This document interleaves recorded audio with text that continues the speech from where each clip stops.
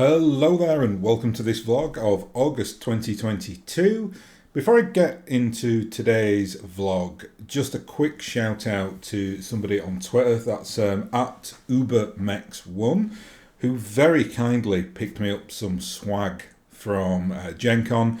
So he got me this wonderful t-shirt. I think this is the Mercenary Kickstarter like lead art, so you've got the big Banshee on there. Also got I think it's like an Orion there, and then there's like a stalker doing very stalkery things in the other corner. So very, very fun t-shirt. Probably not something I'm going to wear out because it's rather in your face, as you can see. Big war scene there. It's probably something that you play at the tabletop with your geek friends. That wasn't the only thing though. He very, very kindly picked me up the new iteration of the beginner or the starter beginner set, whatever they call it, and I now have a cheeky Vindicator. A Griffin as well, but not too bothered about the Griffin. Got plenty of Griffins, but here he is, the Vindicator. I believe this may be the first Vindicator ever to make landfall on British soil, so quite a moment. I can't confirm that, obviously, but Gen Con was only like a couple of weeks ago, and the package came to me quite early this morning, so, you know, unless someone went to Gen Con from Britain, picked it up and flew back, like very, very quickly, I'm calling it first Vindicator in Britain. Primed him already, you can see, primed him over lunch. Delighted to have him. I didn't really bring it up during the last Kickstarter, but I was so very disappointed they didn't do the Vindicator like in the initial two waves, so just delighted to have him. But yeah, again, just a big thank you to UberMex for picking all that stuff up, carting it all around and shipping it off to Europe. He did try, bless him, to get me an Alpha Strike copy, but that I think I like texted him on the day that he was there, and I was like, yeah, I hear that they've got 200, so let's not worry about it, because I think they'll sell out like very, very quickly. And lo and behold, they did. So no Alpha Strike for me, but I think they will be out in November, so I'll certainly be looking for one then. Right, on to today's video, which is a bit of a controversial one this week. I've kind of been deliberating on the title, but I think I'm going to call it something quite clickbaity, like Katrina Steiner did nothing wrong, or Katrina Steiner-Davion did nothing wrong, specifically because there is another Katrina Steiner, but we'll get into that shortly. Now, yeah, okay, there is a clickbait element to that for sure, because that's a really controversial thing to say in BattleTech, because she's generally regarded as one of the main antagonists of the piece. However, I am going to formulate a thesis here which shines a contrarian light on... I'm just at odds what to call her here, because her supporters call her Katrina, but that will confuse the viewers. So I think for the interim, we'll call her Katherine Steiner-Davion. That's kind of her birth name, but that does change to something else. But I will try to remember to refer to her from here on out as Katherine Steiner-Davion. But my allegiances lie with old Katherine Steiner-Davion. So it feels weird me saying that, because that's kind of something her enemies call her, which I'll get into, no doubt, at some point in this video. Just for complete transparency, I actually recorded this video already. I thought I'd completely nailed it, listened back to it, and I was like, oh yeah, this is actually a really complex topic, and I kind of darted around a little bit too much, which I tend to do because I do tend to go on tangents, so I decided to scrap it and just start again. Obviously, the way that I do vlogs, as you will well know if you've seen me before, I just kind of spew it all out to camera. There's no editing process, it's just a complete like organic process. I like it that way. I don't want to edit the videos because I just want my kind of thoughts. Just, you know, I get some notes, do a little bit of research, but then I just like it to do it in one take. I think it's just more like spontaneous that way. It's got a little bit more like oomph to it, as opposed to, well, first of all, I can't be bothered editing. So what I've just said there's a massive excuse just for not editing. But yeah, I do actually think there is a legitimate reason just to kind of do these like long form vlog pieces. I just think it allows you to kind of construct your thesis and then conclude without any kind of distraction or going in and potentially editing points. Like, it's just going to be, it's all there for the world to see, is what I'm trying to say. So, yeah, Katherine Steiner-Davion did nothing wrong, apart from assassinating her mother and being one of the worst war criminals, basically, in the entire century. Okay, let's break it down, because from now I'm going to start, I'm almost going to kind of go into like PR courtroom mode here and just kind of give my defense for her. So again, bear that in mind. Like, it's not, it's obviously fun to do stuff like this, and it's good to have like contrarian ideas on things as well. It kind of gets might get a bit of a discussion going, or might kind of make you feel a little bit differently about it, if I can get my propaganda right here. But before I start, I think it's kind of a good idea to give a bit of an overview of the characters involved in this, as kind of, the main antagonists and protagonists, just so you know who we are dealing with.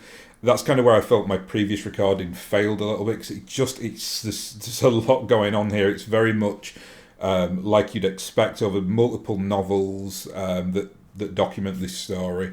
It's like a big, like almost like a medieval family drama, soap opera type thing as well. So it can get quite complex and intricate. But what I'm going to do, I'm going to give that, like, those core characters a shout out right away, just so you know who I'm referring to in this little story that I'm going to tell. So the first person, and this is again where the names get a bit confusing, is Katrina Steiner. Now, Katrina Steiner, just again for transparency, is my favourite character in BattleTech. I absolutely love Katrina Steiner. I have a bit of a theory on Katrina Steiner, that if the Inner Sphere had have had 3 Katrina Steiners in very, very powerful positions during 3025, so obviously Katrina Steiner was one, she was the the head of the Lyran state. But if, like, Mary could have had an equivalent of Katrina Steiner, and even if, like, one of the major periphery powers, like the Taurians, had have had a Katrina Steiner, I genuinely think we would have seen the rebirth of the Star League. Katrina was the first person in just centuries to kind of offer peace to the other Inner Sphere powers. Famously, and this very much plays into the story I'm going to tell here, famously, Hans-Davion is the only one to kind of reach out and say, let's talk. Everyone else kind of rejects it outright. But I genuinely think if you'd have had kind of the Hans-Davion factor, and Hans-Davion was a complex character. He wasn't Katrina Steiner, because Katrina Steiner was, to me, just like all good, like a great leader. She was able to be ruthless and, like, very, very, like, demanding of her people, but she was also good, and she also had, like, a real head for reform, wanting to do good things.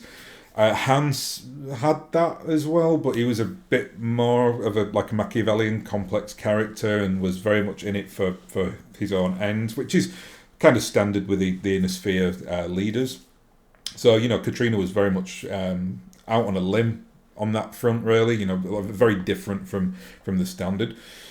After Katrina had proposed peace, though, and Hans came and, basically said, let's talk, it was decided that Katrina's daughter, Melissa Steiner, would marry Hans, which was, I suppose at the time, that's a royal dynasty thing, right? So that kind of creates a union of their states without that kind of necessity at that point for a formal agreement, which is not something Hans had kind of responded with. I suppose, politically it was sensible, but obviously Hans was considerably older than Melissa, so I'm not sure how Melissa felt about that. But I think, they genuinely, I think, loved each other, or eventually became to love each other. I mean, they had 5 children together, and they stayed together until Hans died in, I think that was 3052. They were married for decades then. So, you've got to, even if it was just for political convenience, they must have had some kind of affinity, or even if they just did it through duty and stayed together for that reason. And out of that marriage alliance came what we know as, like, the FedCom alliance, which is the formal, like, union between the Federated Sons and the Lyran Commonwealth. So that's Katrina Steiner and Melissa Steiner and Hans-Davion. They're kind of the three like old hands in this little drama that's going to unfold. Not so much Katrina Steiner. She's kind of like the generation before, really, but Melissa and Hans are involved in this to some extent. Melissa and Hans then have 5 children. So the eldest child is Victor. He is going to be... Actually, the thesis is actually based around Victor. He's kind of the one that I'm going to get slightly shouty about because I think he's quite overrated. Katherine, who is the central piece here. Just a word on Katherine. I'm going to have to address her name because of, again, we'll go into the kind of chronology and the history of this later on. But eventually Katherine changes her name to Katrina. That is her grandmother's name, and she does that politically because Katrina was genuinely loved by the Steiners, seen as the great leader. So it was kind of making like an affiliation between her and her grandmother. She does that because at a point in her career she really has to get the Lyrans on side, and she grew up on New Avalon, obviously in Fedson's space. So it was a political move on her part, and from that point on, her allies call her Katrina and her enemies call her Katherine. And calling her Katherine is basically just saying you are a pretender to the throne. That's how it kind of works. Then there are 3 other siblings here. Peter, who is probably not going to get mentioned very much in this because Peter almost kind of gets driven out quite quickly of the equation. 2 other siblings are Arthur and Yvonne. They are actually very important to this story, but very much at the latter end. For the first part of what I'm going to discuss here, it's all really going to be about Victor and Katherine predominantly. So... Right, let's get into it then. And again, I'm going to kind of go into PR mode here. And how I'm going to structure this, I'm going to go through a very early event that forges what will kind of set the drama to come. Then I'm going to talk about what I consider the main point here, which is Victor's 3 monumental political mistakes, which kind of create the fiction of the monster of Katherine Steiner-Davion. I am going to have to really get into the mindset of calling her Katherine. If I keep saying Katrina, obviously that's going to confuse people because that's her grandmother. So purposes of this, Katrina grandmother, Katherine the main central thesis on which this vlog is built. So the major, I'm not going to deal with Katherine's early life, very much here. We're going to jump right up to 3055. So at this point, Katherine is in her mid-20s. So we're in about 3055 now. Obviously, post-clan invasion, that becomes a major factor actually during the course of what I'm going to talk about here. But in 3055, Melissa Steiner, who is, the mother of Victor and Katherine, is assassinated. Now, there's really no ambiguity about this. Katherine is the one that assassinates her mother, right? So now I've got to build on a thesis with the first act that Katherine has assassinated her mother. But I think it's much more complicated than that just looks prima facie. Because this is quite a complex situation here politically, because at this time there is kind of the union between the Fedsons and the Lyran Commonwealth, so you've got, which becomes Fedcom. You have a situation where post Katrina standing down as the Lyran Archon, and then Hans dies in 3052. So you've then got a situation where Melissa, who is readily loved by all, she's one of the most popular characters I've ever kind of read about in BattleTech. Both the Lyrans and the Fedsons love her. I think she's generally really respected as well as a compassionate leader who loves her people. There's kind of arguments to be had how competent she is kind of on the political front, but generally speaking, she is one of the kind of the blinding good lights within the BattleTech galaxy. And her assassination obviously causes a reverberation throughout that entire kingdom. Everyone's pretty much devastated. I mean, very much like a John F. Kennedy character being assassinated, or an Abraham Lincoln character being assassinated. Like a leader that has done what is considered to be kind of, well, maybe not in her case, maybe not glorious things, but she's beloved by the people. So obviously people are very, very upset about this. And because I mean, again, I'm not going to go too much into the kind of mechanics of what happens in the assassination. I'm going to talk about like why I think Katherine did it. Well, let's just evidence a couple of things. The first thing that happens is, and this is again, Katherine is absolutely ruthless, which I actually really like in a leader. So I'm going to kind of use that as a positive spin trait for this. So her ruthlessness in one is murdering her mother. Why does she do that? Well, I think we can evidence some of that by what she does immediately after, which is she blames Victor, very shrewdly, because she's on a, well, it's the easy object to this is to be, she's on a grab for power, because Melissa has agreed at that point to act as the, the leader of Fedcom until Victor comes of age, because at that time he's only like in his mid-20s, so I mean, I don't know off the top of my head like what the conventions are for Fedcom leadership. Maybe they want him in his 30s by the time he's in charge, something like that.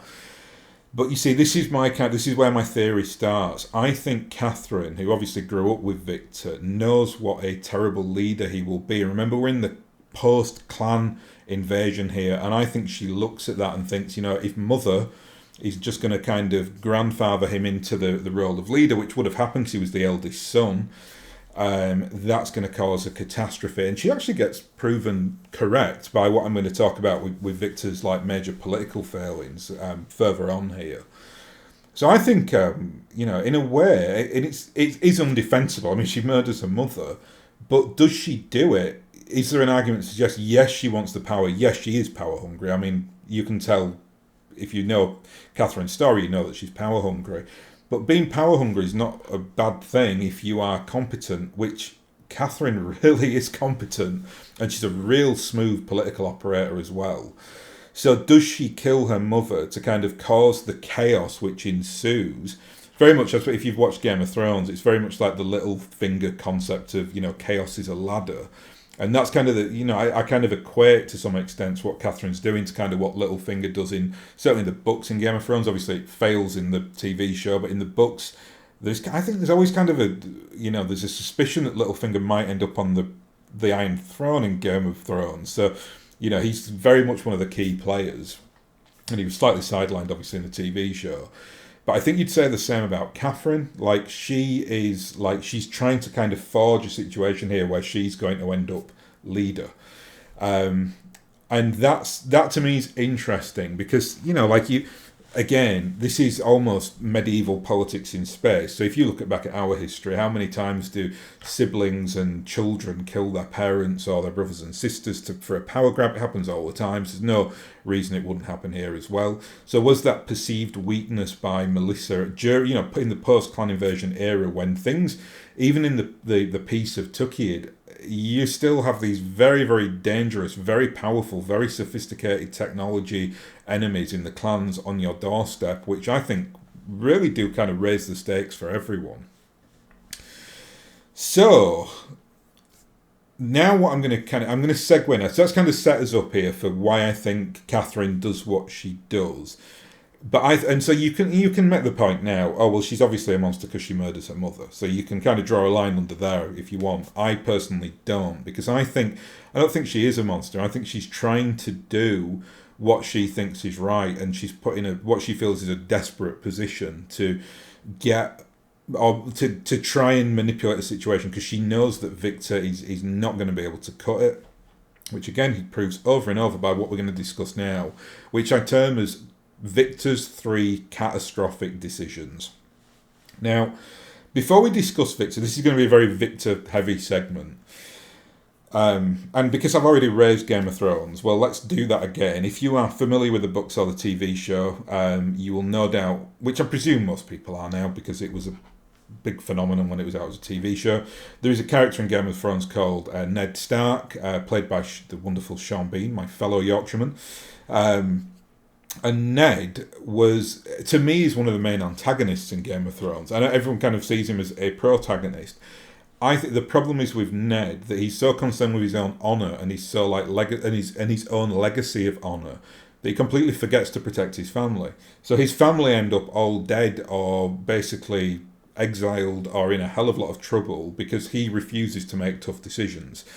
And I very much equate Victor in that kind of caliber. Like, yes, he personally is an honourable man, a good man.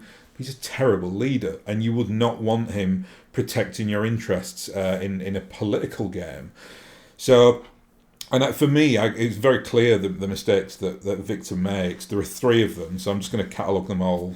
They're all chronological here as well. So the first one is in 3056. So this is a year after the assassination of his mother, and he's now obviously in charge of Fedcom. There is Victor at this point is on Tharkad. That's where his kind of throne room is, for want of a better term. It might actually be a throne room on Tharkad. I don't know what the technical term is for it. But there is a character across this piece called Ryan Steiner. Now, Ryan Steiner's he is an antagonistic character. He's kind of from a different era, kind of a bit of an old boy at this time, and he allies with the Sky Rebels. Now, if you know about the Lyran Commonwealth, Sky is kind of a very like a rebellious area. There's a lot of problems there. It's like the Lyran equivalent of like the Andurian. I don't know what you call it, like the Andurian space, whatever you want to call it, with the Free Worlds League. Like, they're always kind of having little rebellions and problems. Territory, that's probably the word I was looking for. So where Sky is basically at this point is under the yoke, so to speak, of Ryan Steiner, causing problems. So Victor, in an act of real political ruthlessness, which is actually quite surprising for him, actually has Ryan Steiner assassinated, interestingly enough. This, though, goes down very, very badly amongst his own people. Now, partly because, in a way, like much like the Free Worlds League, the Lyrans have almost got like a bit of a federalist system themselves. Like, there are Innisphere powers that do that. Like, for instance, like the Capellans don't. The Capellans are very much like a centralised system with like, they do have like local people running the show, but it's very much like House Liao is king and we report to House Liao, all hail the Capellans, that kind of thing. Different mentality in like the Free Worlds League and the Lyran Commonwealth. So if your neighbour like states, federalist states, start seeing you being like having your leaders assassinated by the leader of the people, the person on the throne of Tharkad, that's probably going to cause a lot of tension and a lot of problems, because all you're thinking at that point is, well, are we next? If they decide to up our taxes and we have a bit of a revolution, are they going to come and assassinate our leaders and send the troops in? So there's obviously a very difficult dynamic. To me, it's a mistake to make. I think especially if you are trying to push yourself as this this honourable leader. Also, again, keep in mind that he was... Technically, Katherine blamed him, even though it was her, for the death of the assassination of his mother, which wasn't true, obviously, but importantly to say that the public actually believed that it was, well, maybe not that he did it, but they certainly don't think that Katherine murdered Melissa. So that adds an extra layer of complexity to this for Victor. This is then compounded by probably the worst mistake I'd say probably the second worst mistake of his career. The worst mistake of his career is actually point number 3 here. But because of the criticism he's getting, and because I think he's quite a thin-skinned young man, he ups and leaves and moves to New Avalon, which is a bizarre decision because he grew up on Tharkad. It's where all his allies are, and he just completely separates himself from that. And I don't know what he expects to happen there, but Katherine is obviously all over that situation.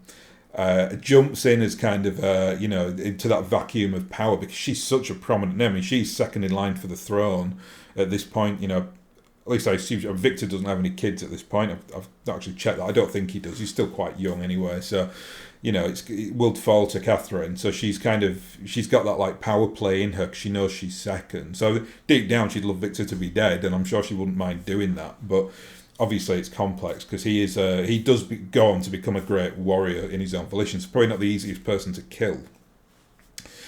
But that situation, I think, just it really compromises Victor's position really quite badly, and it's really again further compounded by what a smooth political operator Katherine is.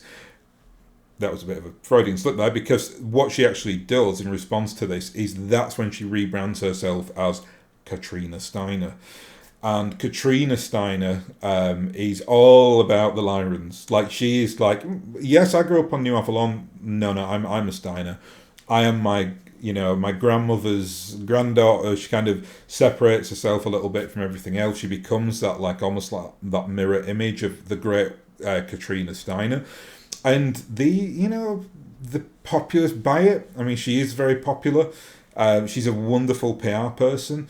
And she's able to really kind of do a lot of harm to Victor in that time period, which he compounds again just over and over again, going into point number 2 now. So this is in 3057 with something which is termed Operation Gemini. Now, to be fair to Victor, this was a project that he inherited from previous regime. It was one of those ridiculous, farcical BattleTech narratives where they want to either assassinate an inner sphere leader and then replace them with a clone. And the idea was that to get the Free Worlds League on side, that when Joshua was dead, or whether they were planning to assassinate him, I can't remember what all the machinations of Operation Gemini were. But they were going to replace Joshua Marek with a clone who would be, sympathetic to FedCom, and that in turn would then, suit their political agenda. Unfortunately, though, for FedCom, the Capellans found out about this, and the Capellans, who had been itching for a fight and a crack at FedCom ever since the Fourth Succession War, what they wanted was an alliance with the Free Worlds League, a very powerful military institution, as are the Capellans, but the Capellans wouldn't have had any chance against FedCom alone, because FedCom are huge in comparison. And it basically meant that both the Capellans and the Free Worlds League joined forces, went to war to try and get back their basically a lot of the territory that they'd lost during the Fourth Succession War, and they did lose a lot. That was when Hans-Davion and Melissa Steiner got married, and very famously Hans-Davion says at the wedding, I present to you the Capellan Confederation, and that's basically the war that then ensues. Is in that case it's the Fed sons really kind of drawing down into Capellan territory, and they do that so they can actually align and have a unified border with the Lyrans.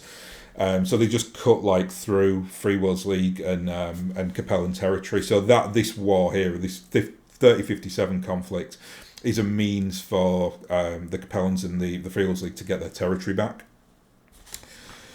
Now, the problem is with this then for Victor. Obviously, in of itself, he's a very, very competent, well, maybe not at this point, but he's on the road to becoming a very competent leader, so he probably likes the challenge of, the Capellans are invading, I can do what Dad did and fight them, yay!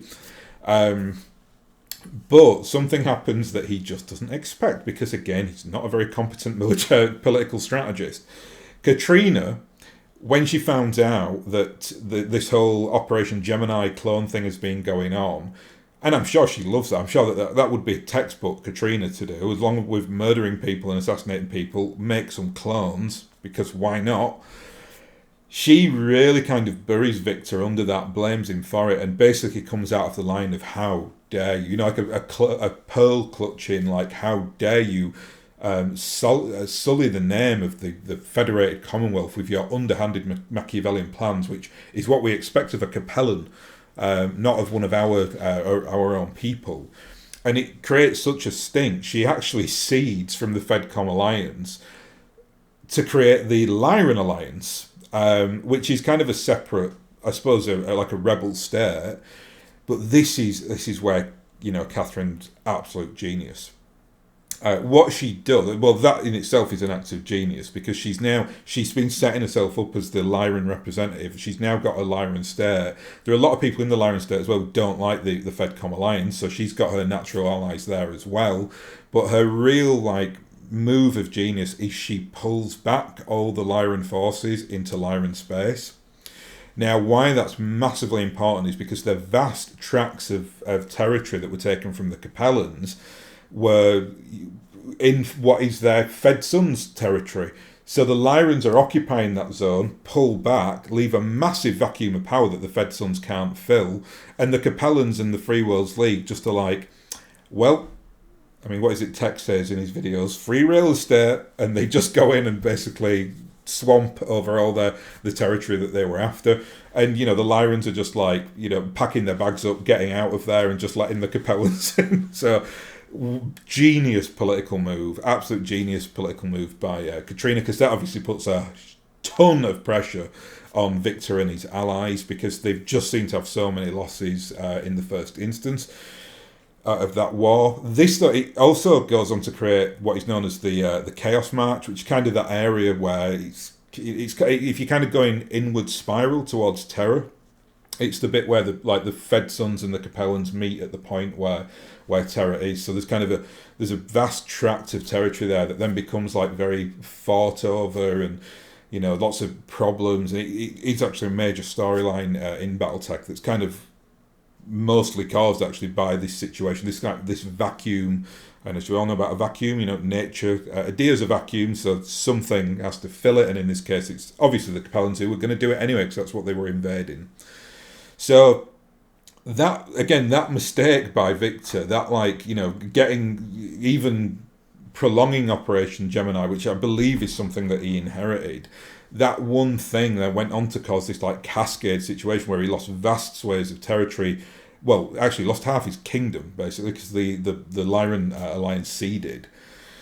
The third point, though, and this is, now we're going into 3058, and this is, to me, kind of the central doctrine of my thesis, and it's how Victor's catastrophic dealing with the clans, and how I think Katrina had this situation nailed, and had Katrina had power, there would be no clans post 3060.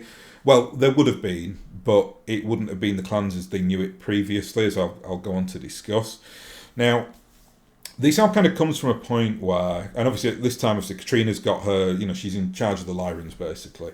She knows very much so that the peace of Tukid's not going to hold, and eventually the Jade Falcons, who are a very aggressive clan neighbour, are going to attack the Lyrans. She just absolutely knows that, and she's absolutely right, because they do. Now, there's a bit of complexity here, because good old Morgan Kell, who I've not really discussed very much on vlogs, but I do like Morgan. Morgan at this time's, a bit of an old hand, very much involved with kind of the Lyran political structure as well. And he knows deep down, well, actually may know at this point, actually, but he knows, whether publicly or not, that Katherine murdered Melissa, and Melissa was a very good friend of Morgan's. Some say a lover, but who knows? I can't remember, that may have been in the books where he does have a relationship with her, but obviously that would be adultery, given that Melissa's married to Hans. But I wouldn't put it past Morgan, good looking chap. And Hans was a bit of an old boy at that point, so who knows? But Morgan never really hated Katherine. Never forgave it, which is, I think, quite ironic, because I believe one of her middle names is Morgan, so she's kind of named after him. But it's a weird situation. He forms like his own mini kingdom, which is kind of on the border with the Lyrans and Clan Jade Falcon. But it's very complex, because he gets no permission to do this, and actually Katherine is absolutely enraged by what he does, but comes out publicly and says, "Oh yeah, he's got my blessing." Because she can't be seen to, Morgan's such a popular character in his own volition. He's like a really famous person in the BattleTech universe. She can't afford that bad publicity, but then she can't afford to look weak either. So she just has to come out and say, yes, it's fine, I agreed to this.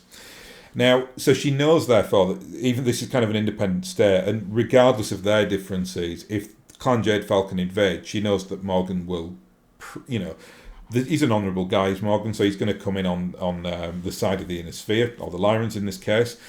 But that's not enough for Melissa. It's still, sorry, not Melissa. That is not enough for Katrina. Katherine, I'll get her name right one day. She is very determined at this point to get extra allies. Now, she's very limited in what she can do here, because she can't go ally with, obviously, Victor's in with the Fedcoms. The Capellans in the Free Worlds League are at war with, technically, Fedcom, that even though she's in a seeded part of Fedcom in the Lyran Alliance, still added complications there. She can't really do that. The other ally is the Draconis Combine, which I suppose is a possibility, but she doesn't go that direction. What she does instead, which I think is incredibly shrewd, is she makes her way into clan space. Now, this, well, looking for allies, that tells you so much about Katherine, because that shows you how intelligent and what a wonderful political manoeuvrer she is. Because she's obviously, in that small length of time that the clans have, they invaded, obviously they got the piece of Tukiid, and now they've kind of created their own little kingdoms in their own volition. But she knows that there is a hell of a lot of tension between the clans. For instance, I mean, we're in 3058 here, so we're only a couple of years away from Clan Novacat actually siding with the Ionosphere during Operation Bulldog. So she knows that there are allies to be had in the clans against Jade Falcon when Jade Falcon attack. And, you've got to give her real credit for that, because how many of the other Ionosphere powers were looking at the allies looking at potential allies with the clans and bringing the clans back into the fold, which is generally what I think Katherine wanted to do, and I think it was very, very smart of her to think that way. So what happens is, en route into clan space, her little flotilla gets captured by Clan Wolf, which at first you think, oh dear, Clan Wolf have now got a leader of a major Ionosphere state. Well, Katrina, using her, well, I don't want to seem sexist, but let's say her natural abilities, seduces the Khan of Clan Wolf, who is obviously Vlad Ward. I say seduce. I mean, I can't remember the book. I don't know if they kind of fell in love genuinely, or she does kind of play political machinations. I'd probably say the latter, because Katherine is just so resolved to get political power. I'd be very surprised if she didn't know what she was doing there. Especially, she probably saw that as a massive opportunity. Here are Clan Wolf. They hate Jade Falcon. I'm looking for clan allies. He's quite good looking. I'm not married. We don't have to be politically shrewd operators to know what she's thinking there. And it's an incredible decision, a very, very smart decision. It doesn't take her long to realise as well that Clan Wolf are very much the, I don't like any of the clans, but nicer of the clans. They're reasonable. When they get bondsmen, they don't send them down the mines. They treat them well. They're a warden clan as well, so they didn't actually want to invade the Ionosphere. So they're kind of there under duress. There is. Again, I know Clan Wolf kind of get labelled with almost like the Ultramarines of BattleTech, because they're kind of everywhere, and they always, they're the good guys, and clean cut, and they just get, even though they're kind of part of what I would consider a reprehensible society, they still are well natured, and I think them and famously as well, Clan Ghostbearer, the two that are tolerable. So that's what position Katrina is in, and makes an informal ally with them. I believe, just from memory, I've not got this in my notes, I think she's there for a year, which again is telling. She's there for so long. Eventually goes back to Tharkad, and at this point her prediction is true. So at this point, Clan Jade Falcon have invaded now. Now, their aim is to get Tharkad, obviously, because if they can kind of decapitate the head and take Tharkad, then it's the end of well, not the end of the Lyrans, obviously, but I mean, it certainly puts a massive damper on it. It would have absolutely ended Katrina for sure, or Katherine for sure. So, effectively, or luckily, the Clan Jade Falcon are actually bogged down on Coventry, and which gives a little bit of time for the Lyran Alliance and what is still Fedcom, but more now the Fed Sons, because they've kind of had they've had this seed. They've seeded from each other. But at this time, Victor obviously, knowing where his alliances lie, regardless of his situation, of his relationship with his sister, which is obviously a complete trash fire, as you'd expect. I mean, she did kill their mother.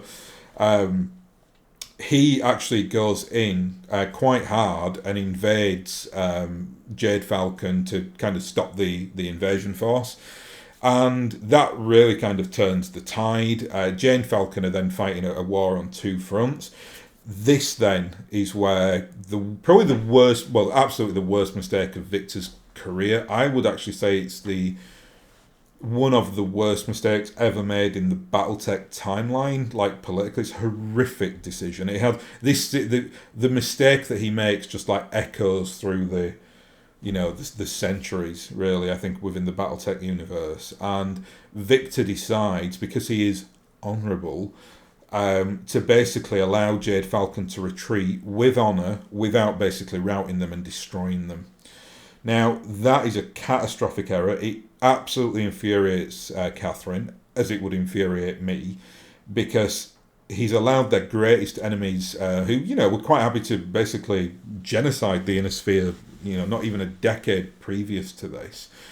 Jade Falcon as well are particularly nasty. Like, them and Smokejagger are obviously the two, like, crazy clans. So, Katherine is utterly appalled. Another factor in this as well, and it kind of, I suppose if you're looking at this from like a military perspective, you have the Lyrans who are kind of acting defensively in the theatre of war here.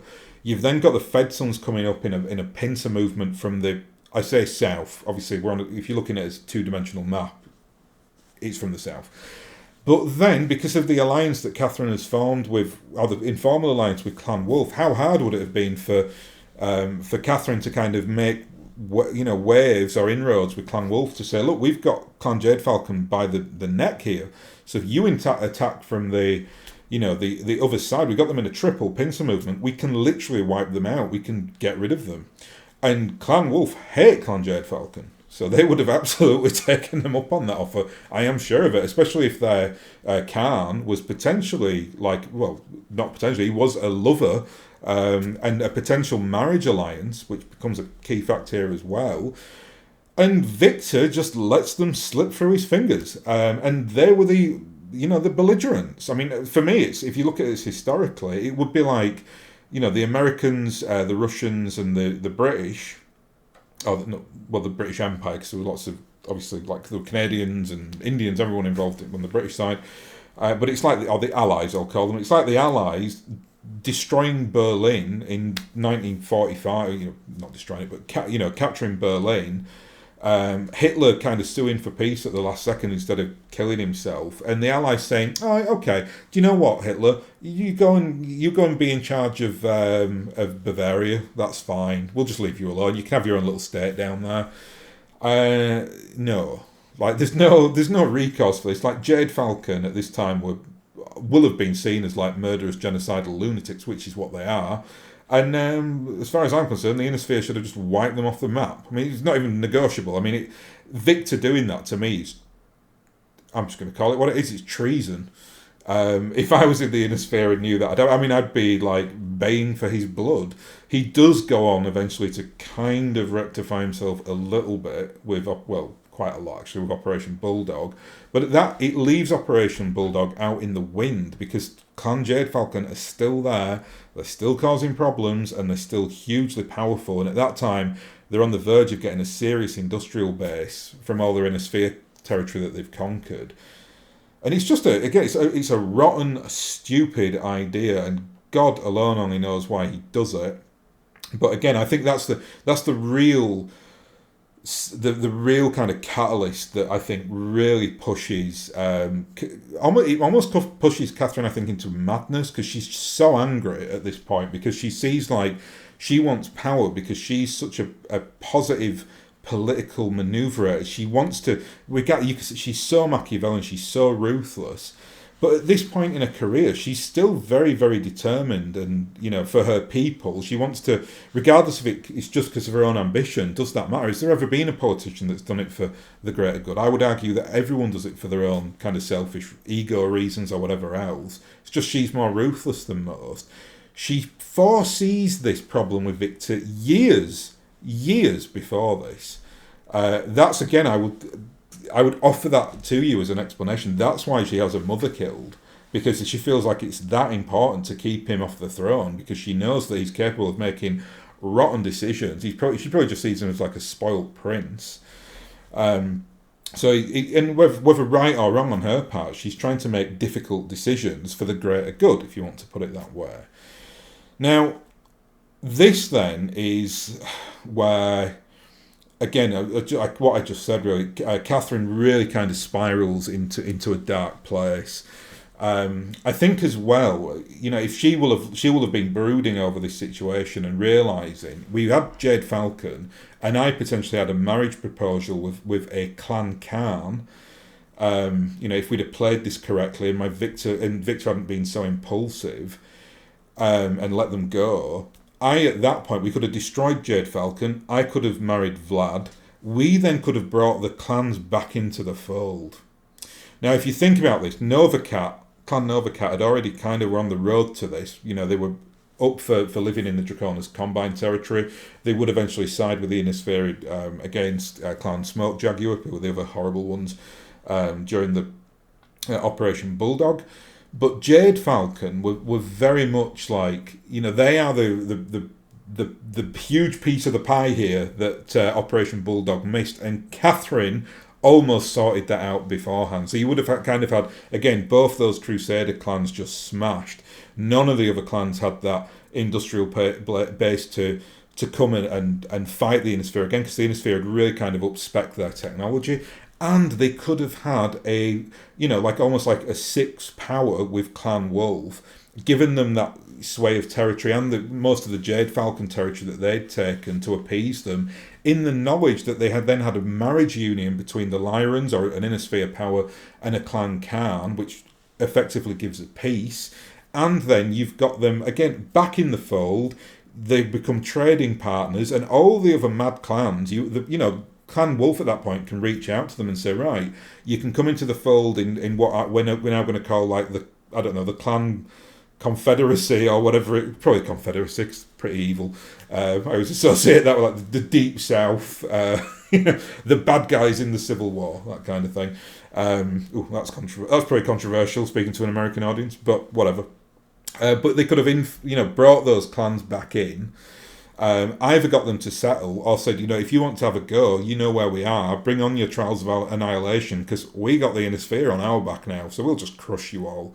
And at that point, you would have had a much, much better situation going into Operation Bulldog, because Clan Wolf didn't like the Smoke Jags either. They would have made their bed at that time, and presumably, good old Khan Vlad would have gone in on Operation Bulldog, and it wouldn't have even been a contest with the Smoke Jags. It would have just been an absolute trashing over a few months. They would have retaken all the Draconis Combine territory. The major clan in Clan Wolf, and Novacat as well, plus all the Innisphere basically created the new Star League, went to war with one clan against one clan, and they didn't annihilate them anyway, but they would have done it even more so had Clan Wolf been their allies.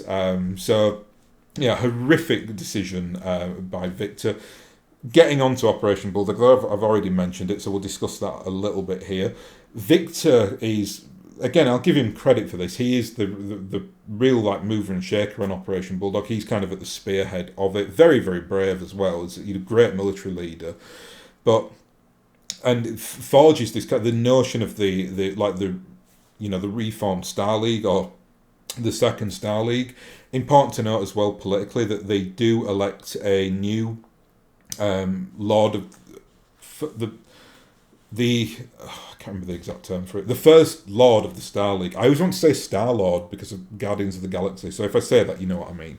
But yeah, basically that position is what the Camerons used to hold. So it's basically like what I'd term like the first among equals.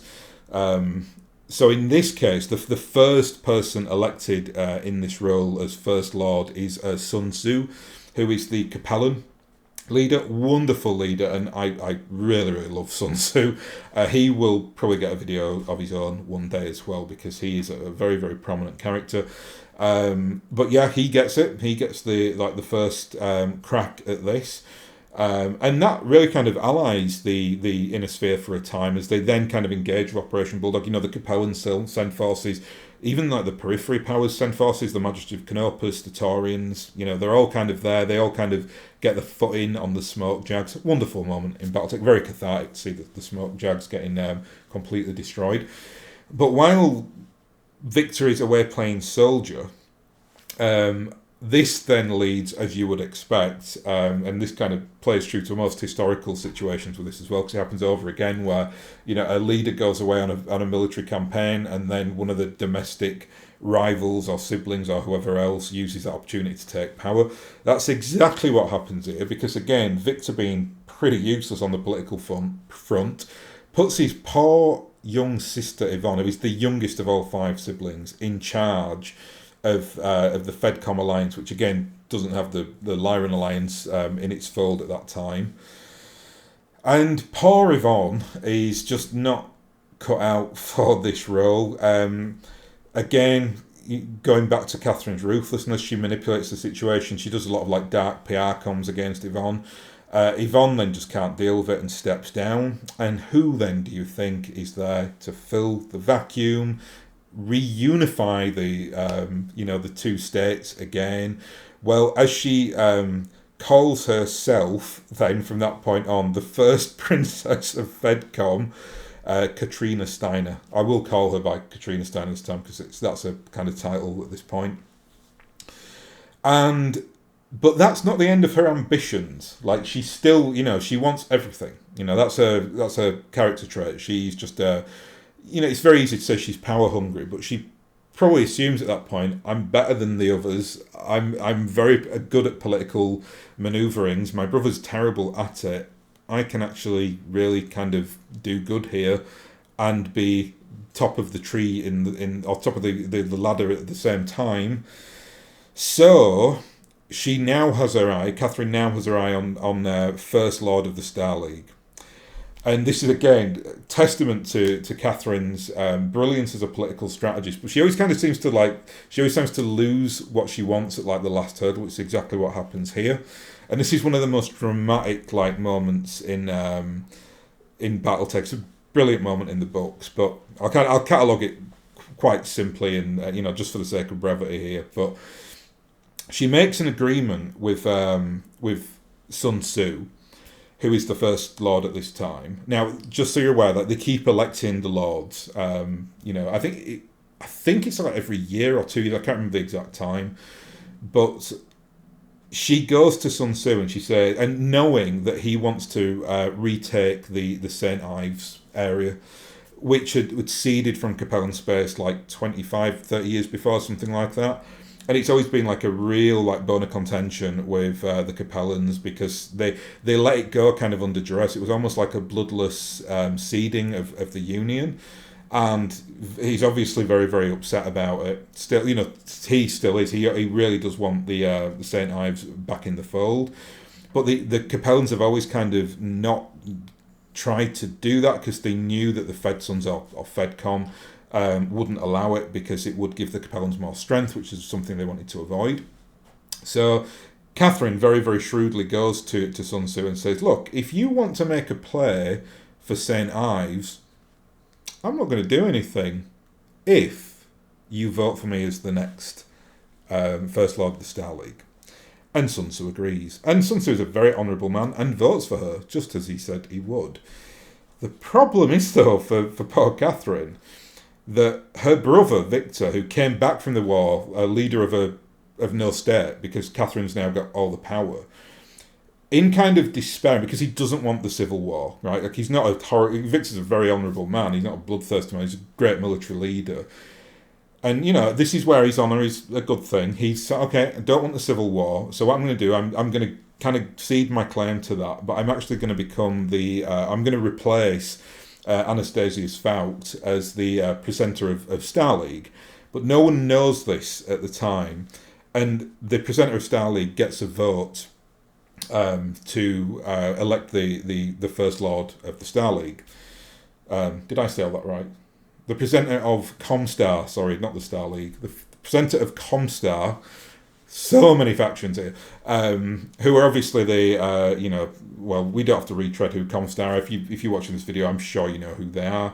But they do get a vote in this, and it's kind of a very dramatic moment where when they're electing the new First Lord, again Sun Tzu votes for Katherine, and it's tied. So it's a tied vote. And at that time, that's when Anastasius Fout, I struggle with his name, steps down. Victor then becomes presenter and casts the deciding vote, which obviously he doesn't give to Katherine. So poor Katherine, now just assuming she's going to get the First Lord of the Star League, has it taken away by her brother. And that is like, so her descent into madness is now complete. And everything, if you think about it, after all the action that Victor did when he didn't go in, too hard on Jade Falcon and destroy them, that coupled with this, I think, is what creates what people's perception of the monster of Katherine Steiner-Davion is, which all occurs during the FedCom Civil War. Now, I term this section now. We're basically at the end of the video here, nearly. Coming up for an hour, so it's been a long one as I thought it would be. Call this bit like Katrina's downfall. Now, the final sibling in this equation, obviously Peter's a bit of a non-player, but Arthur, who is in the Draconis March, which is in Fedson's territory, he's kind of stirring up trouble and kind of saying at this point, this is like in 3062, he's saying, we've forgotten about the Draconis Combine, they're the bad guys, we've got to be careful about them, yada yada yada, and he's causing a lot of problems for Katherine. So obviously, what does Katherine do? She has him assassinated. She already assassinated her mother, so why not her brother as well? She probably didn't like him much anyway. So this really causes a major drama, and it's the story's more complex than this. But Victor, obviously knowing that that Katherine has assassinated Arthur, that's where he then steps down from his role as presenter of Comstar, and he basically leads the rebels, or whatever you want to call them, in the FedCom Civil War. And this is where, again, the legacy of Katherine really becomes quite poisonous, and not something I can really defend, because Victor in this point is the great military leader. Katherine is, she allows her own military generals to lead the war. But she's really engaged in the political sense. So where she sees people she sees as political allies, she basically imprisons them, tortures them. She's, again, all those unscrupulous lessons that she's learned now kind of up to the max.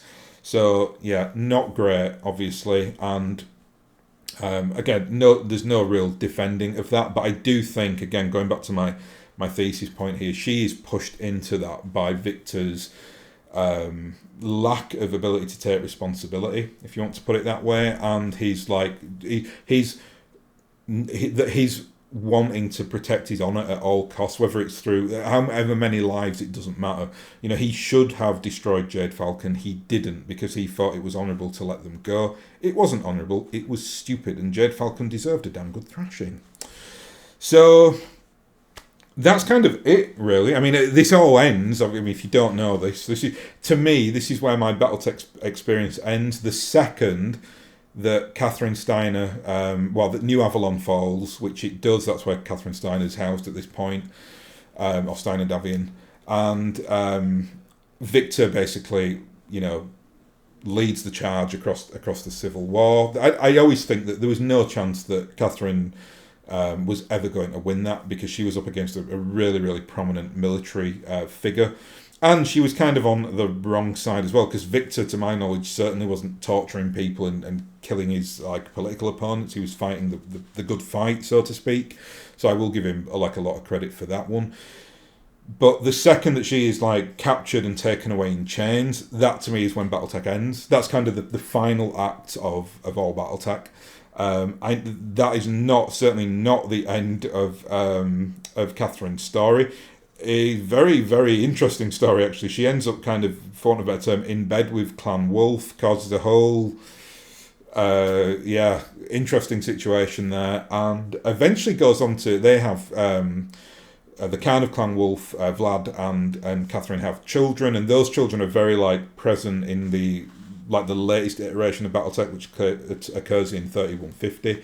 So her story is absolutely by no means ended at this point. However, it's just really important to say that, like, just from where I'm sitting and what I'm playing within BattleTech, that's it. That moment, that, you know, the Katherine Steiner-Davion handcuffed that's it for me. That's literally when the curtain comes down, BattleTech ends, and it's really kind of the end of this like family drama that's been playing out for years and years at this point. It goes back obviously right to the dawn of the Star League, and even before that in terms of the Steiners and House Davion as well. But very like interesting story, the latter part of it.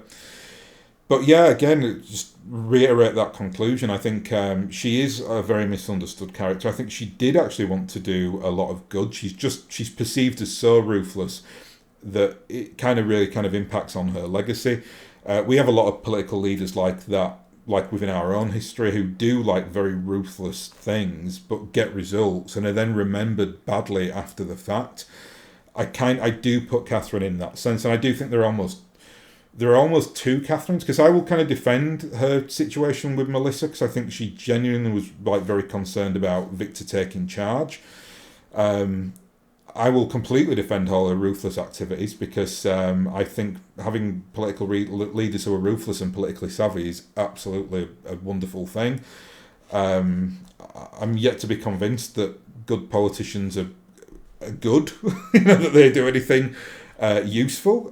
Usually they're all what's that expression? All sizzle and no steak. I kind of want a political leader to go in quite hard and make really tough decisions, and Katherine was that person. Victor wasn't. He wanted to go away and play soldier. Real shame, obviously, that they couldn't have formulated an agreement where, maybe he became the general of FedCom, the main general or whatever, and then she took the political power. Obviously, they had problems, personally between them both growing up or whatever happened. So yeah, like I said, those three errors to me that Victor did really kind of compounded the situation, and he's then that like really dramatic moment where he takes the First Lord away, or the First Lord of the Star League away from her. It's cruel. I mean, and I get why he does it, because obviously she's basically stolen his kingdom, but he must have known at that point, like he's lost anyway, right? And it's not like at that point she hadn't been like a genocidal maniac, like she kind of gets the reputation for, certainly imprisoning and torturing people during the FedCom Civil War. Does he think that his sister couldn't do a good job? Does he think that she couldn't have run this effectively? Yes, she's ruthless. Yes, she's had people killed, including their own mother. But she's really effective. Really, really effective leader. Give her a chance. Let her do it. But it never happened, unfortunately. And like I said, we have this legacy of Katherine being regarded as, up there with like the clans in terms of like being antagonists of the peace. But I genuinely dispute that. I think it's a very, very different situation. And like I say, I have a lot of sympathy and I have a lot of understanding of why Katherine did what she did. Anyway, I'm fully expecting after that video to be cancelled, have my membership card taken away from the BattleTech community, potentially have legal action taken against me. I think that will be a very, very unpopular opinion on my part, but I hold firm to it. I firmly believe in it, and long live Katrina Steiner Jr. And on that note, I'm going to leave it because we're coming up to over an hour here. So hope you enjoyed that. Hope that gave you food for thought at the very least. That's what this is all about, game of opinions, and BattleTech is such a fluid, interesting universe. You can get so many different kind of perspectives on what's going on there. Adds a lot of flavour to the IP and the galaxy in general. So I'll leave it there, and I'll hopefully catch you again next time.